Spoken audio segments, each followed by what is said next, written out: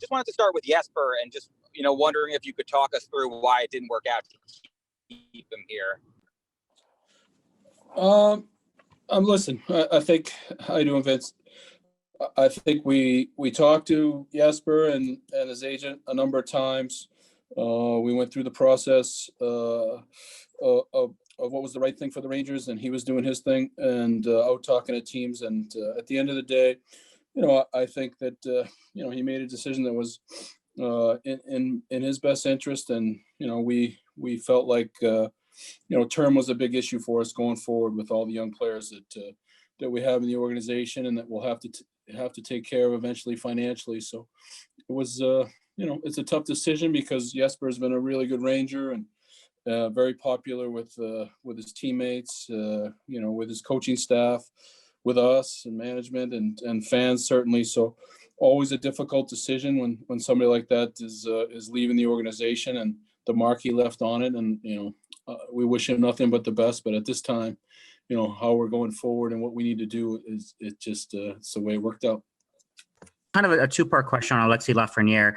Just how easy was it to get this contract done? Does it have all the Schedule A and B bonuses in it? And just how excited are you just to have him signed and knowing he could be in your lineup as soon as the season?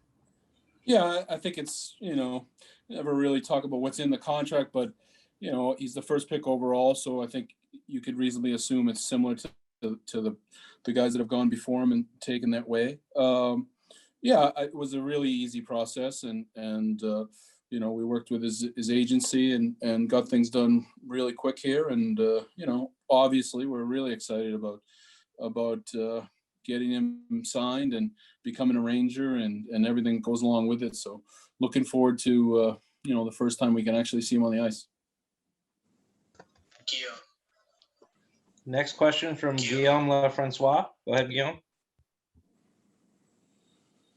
Hi, Jeff. I Guillaume. just wanted to know regarding Alexis, whether or not it's been decided what he will be doing until training camps open. If he's going back to Rimouski or staying in New York to train, or Montreal, or what have you. Yeah, I think that we've made a decision that he's not going to go to Rimouski.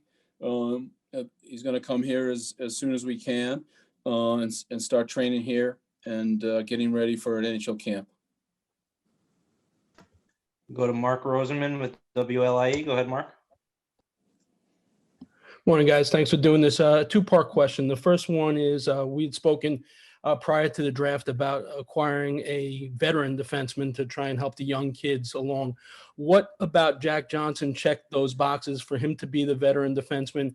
And the second question is, with the second pick, you guys took Brandon Schneider, and JD seemed very excited that you were able to move up to get him. Was that a result of picking talent over need? Because it seemed like you guys need centers, but yet you picked something that you pretty much stocked in with defensemen. JD, you want to go on Jack? Sure. I've known Jack for a long time.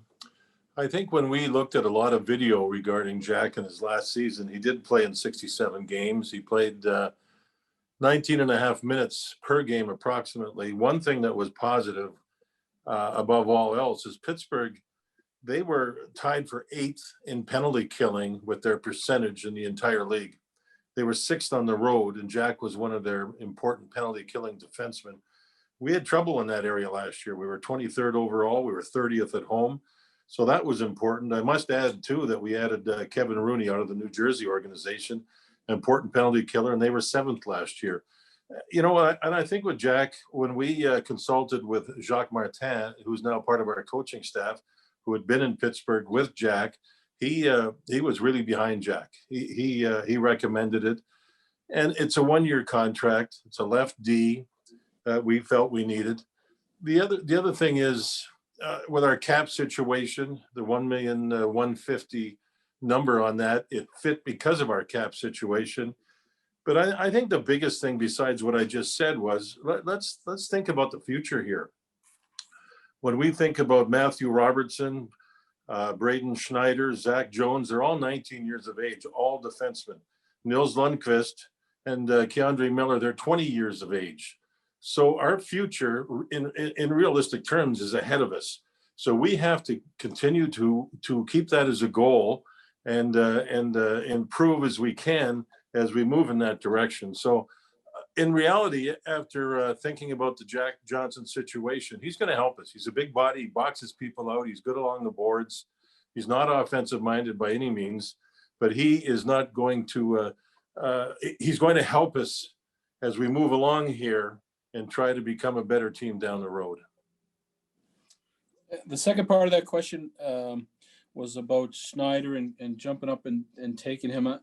You know, I hear this a lot about need and talent over need. You know, listen, when you're, this is not the NFL, the NBA, where, you know, in a lot of cases, you're taking guys that are going to be added to your roster down the road, and you're thinking about your best, who has the best chance to be the best player. And that's why we jumped up and took Schneider. We think he's got a great chance to be somebody we're really going to need and build around.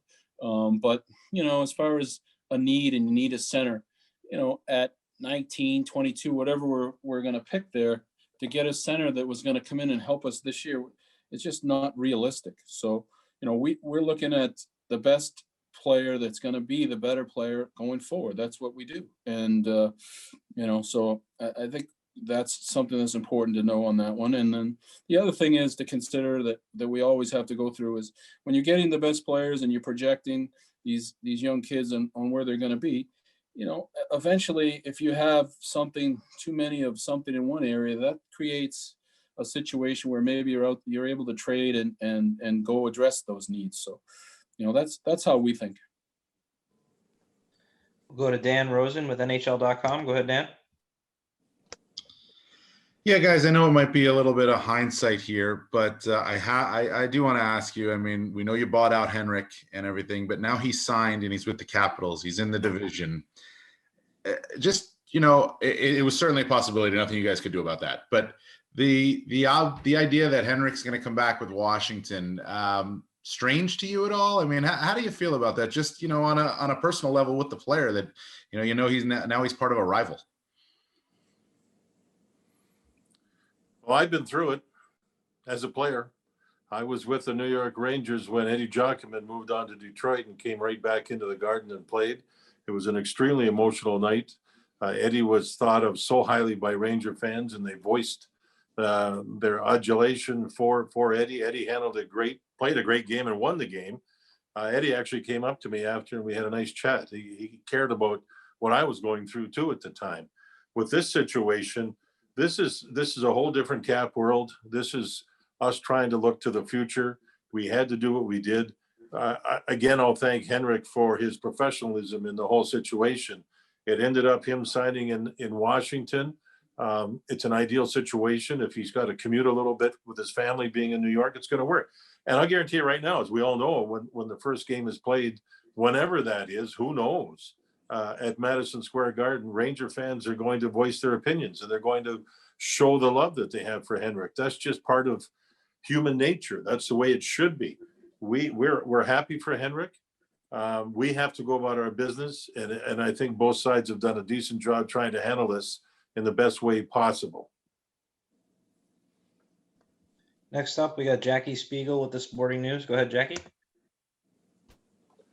I was just curious with Alexi. Don't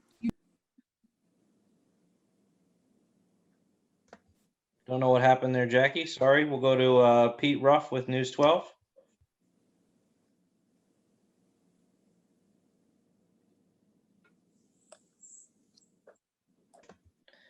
Having trouble with Pete too. Okay, we'll go to Vince Campiano again. Yeah, can you guys just talk about Anthony Bitetto and what you've seen in him? Yeah, sure. I mean, I think Anthony's he's been a good NHL defenseman. I think we'll get some depth on that left side. He's got good size. He's got a physical part of his game. He's a competitor. He's a real good guy. I think he hits a lot of the boxes we want as we go forward with some depth on that left side. And we're going to go back to Jackie. Go ahead, Jackie. Hi, sorry about that. I was just curious with Alexi, you mentioned him getting ready for training camp, but with the possibility of the season getting pushed even further into the next year, has there been any thought about him playing World Juniors? Yeah, I think we're talking about those scenarios and what's going to happen right now. Our focus is get him here as soon as we can and have him start training and be here and start focusing on the NHL season, and then we'll take it as it comes as far as the World Junior or any other situation that might come up. All right, we're gonna go to Vince. Go ahead, Vince. Yeah, guys, do you anticipate, because of all the cap stuff that we've talked about, that it's going to be difficult for you to do much more in free agency? And with that said, are you okay with the state of the roster right now, given what we've discussed about wanting to make it a harder team to play against? Yeah, I think that we're pretty happy when you get the first pick overall and you're going to add a player like that to your team. So that, we're really excited and to address the defense a little bit on some depth issues. I think we're going to look at everything. The cap is something we're going to be mindful of for sure. There's pretty well documented, some bonuses that we have to consider, but I don't think we're going to have a huge signing in free agency that's going to pop up any day. But I think we'll look at everything, whether trade or other scenarios, how we can address any kind of holes we might have. Hey, Vince, keep in mind the big picture. We want to play well this season, whenever the season is, whenever it starts and wherever it starts. We don't have any idea. We want to get, of course, harder and grittier as we move along here. But when we manage a hockey club, we have to think of today, tomorrow, and the future. And we like some of the pieces that we have that are going to put us into that position.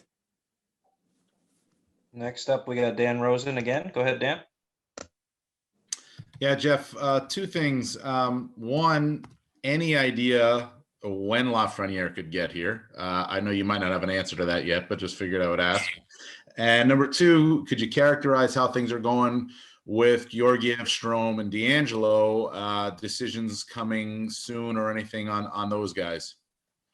Yeah, I think, like I said, we don't know exactly the date, but we'd like to get him sooner or later. Maybe by early November, I guess would probably be a target to get him here. And then as far as those other guys, the four of them have filed for arbitration, so we're in the process of getting the dates now, and we've had a number of conversations with their agents. Other than that, there's not much really to update. Next up, we got Colin Stevenson with Newsday. Go ahead, Colin. Yeah, hi, gentlemen. I just was wondering whether you have any plans to assign any other prospects to European leagues. I know you sent some of your European guys over there a few weeks ago. And now that you're not starting until January 1st, I was wondering if there's anybody else you might move. As far as our sending some of our guys back over there, is that what you're asking? Yes. Yep. So yeah, I think that the one guy we're talking about getting over there and doing a deal with the team is Hayek. That was probably the only guy in the short term.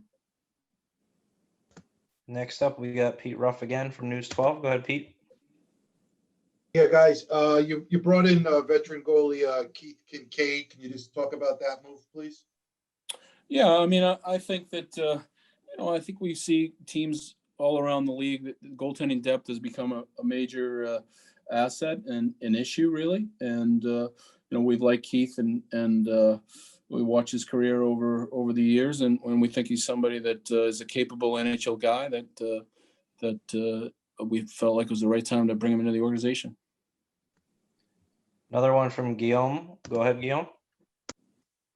Yeah, hey guys, for either John or Jeff regarding Alexis, I just wanted to know if there's any plan as far as living accommodations for him, because I'm sure not for a 19-year-old to be living in New York City is a special experience.